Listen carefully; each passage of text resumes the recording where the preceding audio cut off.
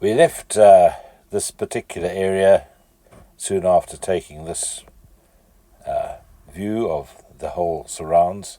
It's similar to the same view, to the view that we had yesterday, but this is showing it with the sunlight, the blue water now, the clouds in the distance, different sort of aspect of the whole place, brightness, breezy, really.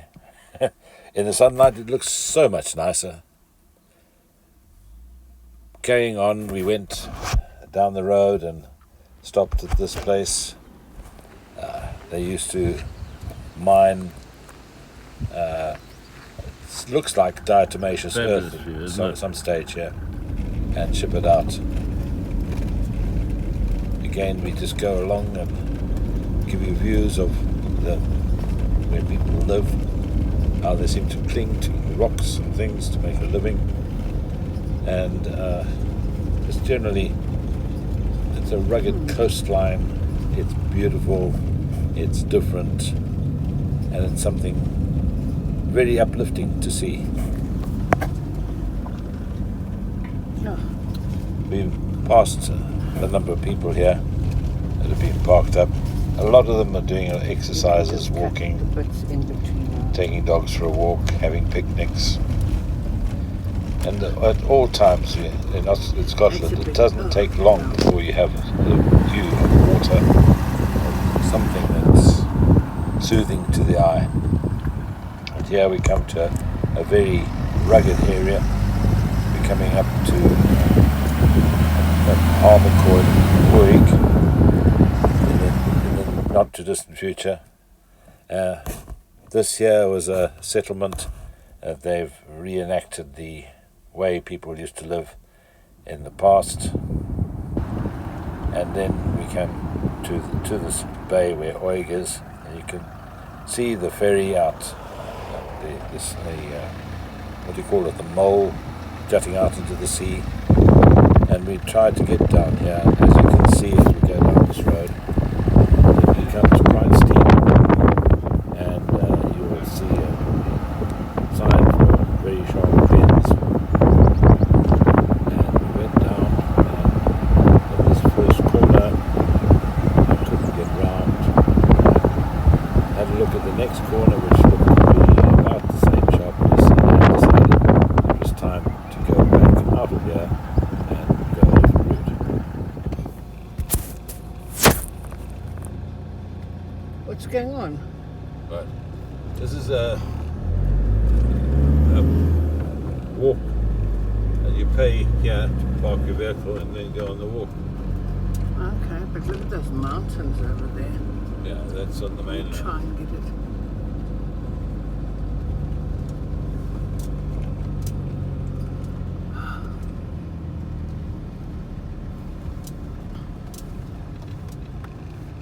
Oh, now we go all the way down again. And here we go, live-de-lip. Oh my goodness. Look at that. No, I think I might have to move to the back. There's a little loch down there, tiny little one. You're going to have to go very wide here, Look, Jules. there's the road further on.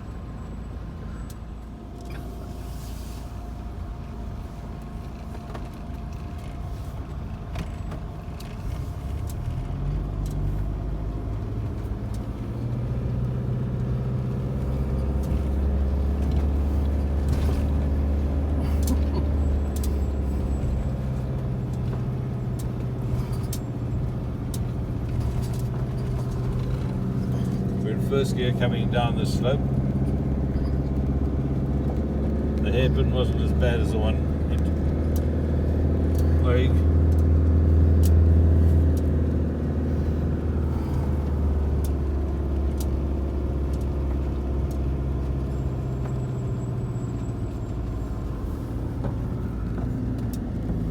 Take a road rather wide.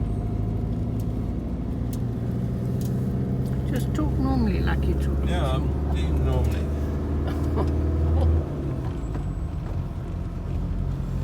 Oh, you can see see those ones nicely now.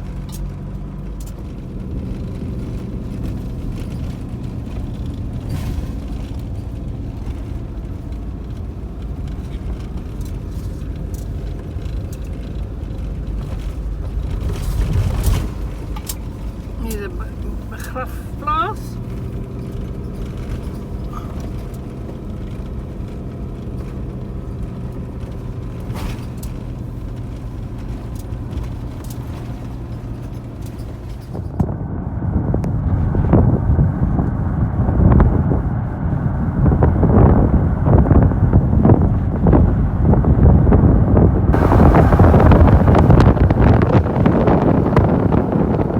Birds are hiding from a CJ. It's amazing. It knows exactly what it's doing.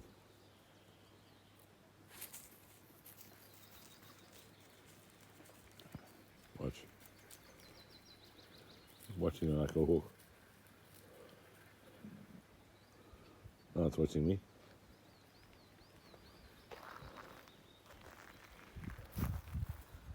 Don't know where it is. There he goes. First view of Dunvegan Castle and Gardens. This is obviously the gardens. And it's from my apartment, see me in from the entrance, and you can see the roof of the castle and a lot of background. Just a bit early for the rhododendron to come up, but there's, I think, a flowering cherry or one of those sort of ones with nice pink flowers. And just very neatly organised. I hope you can hear the bird song in the background.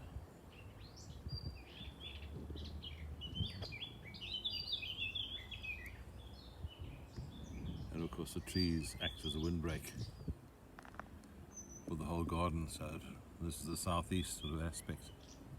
You can see they're way up above the garden. Really some thought and planning went into another view of the castle. That's the front door, but you can see the age of it. It really is quite old. With a rhododendron behind, you're going to see what's in the rhododendron. The rhododendron garden, lovely background, just all nicely organised. And here we see the rhododendrons starting to appear. Wires crossed. This is the entrance to the rhododendron garden. What a fabulous sort of tunnel of green foliage. Should be better in some view of the rhododendron garden. Lovely flowers everywhere. Another portion of the garden, and in the background you can see a lower turret section of the actual house. And then there's a stunning view again. Really is wonderful. These Scottish people knew how to do things. There's obviously a little bit of a bay over there. It is amazing. Every bunch of plants has got its own label, just in case you really want to know what they are. So look, you can see a nice balcony there, and other bits and pieces. Really in really good order. Nothing uninspected. All the African stuff. It's typical of the era, isn't it?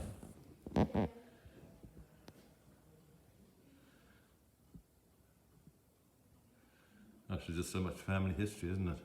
Totally, yeah. I can tell you by the different people and the different portraits related to it. Right. Study for old time's sake.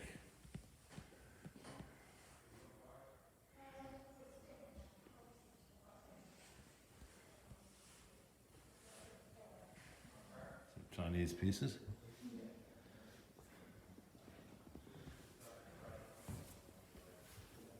Normal baby grand.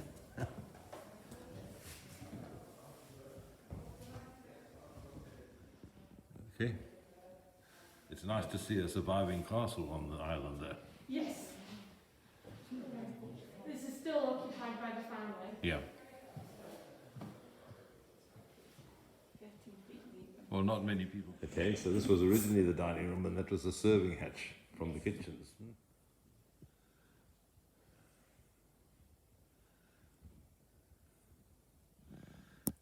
It's amazing how much involved in Africa they were that way. waistcoat belonged to Bonnie Prince Charlie.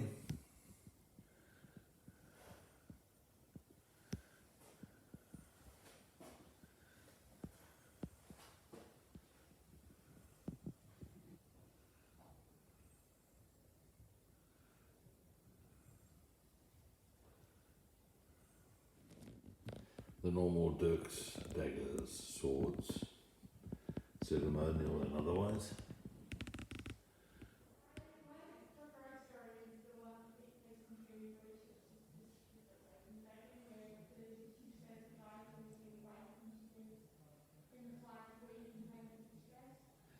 All the treasures taken from different places. Again, it's to remember that these people have lived here for 800 years, so all these bits and pieces have all been collected over a large period of time.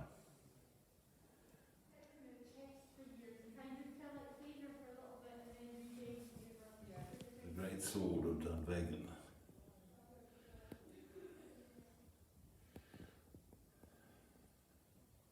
Some chain mail and other relics that have obviously been collected and kept in storage for a very long time.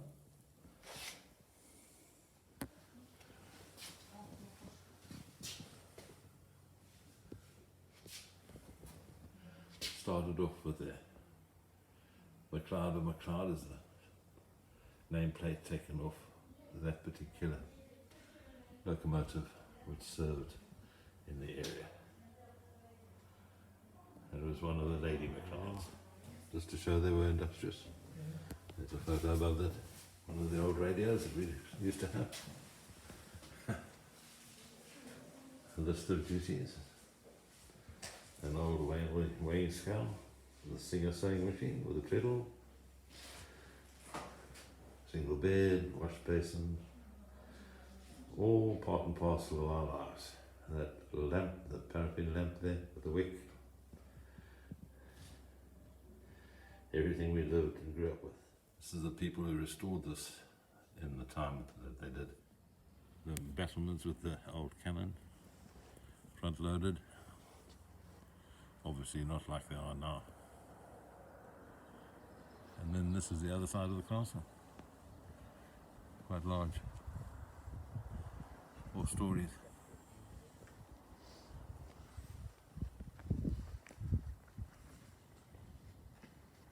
How's that? In memory of Chief John from Clan MacLeod, New Zealand. Amazing. I was afraid as to what dendrology society is, but for whatever it is, these are the plants that are hanging around. It's a conifer that I've never seen before. These little purple cones. I think that's the name of the plant. As you can see, the gardens are really well laid out. And really, if you enter it, the name of everything is there. I just couldn't quite identify that tree from all the names that were around. But have a look at that. Really is something, isn't it? More of the same. Going towards the water garden, you can see all the variety of colours, the rocks that are there. And then here you have the waterfall. Really nice, isn't it?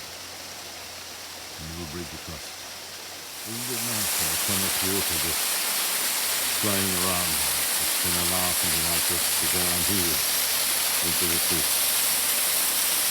That tree looks like with roots like that on that particular crag. It must have been monstrous. Actually, this garden is just fun to enjoy, let alone all the plants. It really is an incredible work.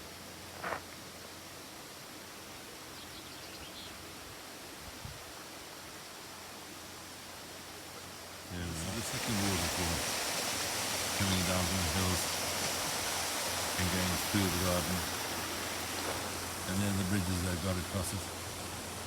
Look at the background, you can see how it was built in this sort of natural rockery with large trees overhead, which give this whole area the protection they need from all the winds and being pummeled by nature. Really is a protected area for a garden. Once again, a variety of colours, but this, whatever you like to call it, red, this colour is really something in the middle of all the green and other colours that are around. Just a garden area with hedges planted in, I suppose, a nice uniform shape. And then again we have our monkey puzzle tree, which must be, I suppose this one about 100 years old. All inside on this sort of hedged garden. I suppose I'm a bit disappointed. Here's a walled garden. You can see lots of plants. You can see a big fish pond and some greenhouses. But in this protected environment I would have expected more. I suppose I'm being unfair because here's some roses and they're not ready to bloom quite yet. The greenhouse is strelitzia. Look at that.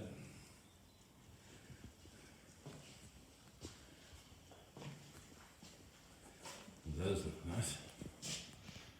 Okay. Another plants that are all being kept here in a more tropical sort of climate. The Dunvegan pebble, really. Come on, give it a spin. I'm sure my granddaughter will say, "Oh, I want to go there." It doesn't move very fast, but there you go. That's fantastic. Must be quite a weight, isn't it? Yeah. I suppose it's just too early in the year to really see this at its best. I suppose these have to be rare. Look at that. I really don't like the colour personally, but that's what really something. Yep. Nice colour, this one, a little more different. Very nice.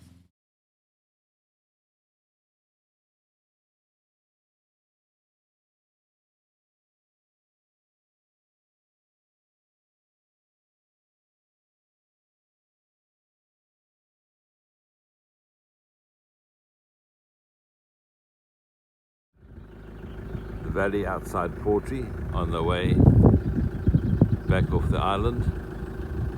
We've had a bit of motor trouble, but that's the sort of vision we got this morning.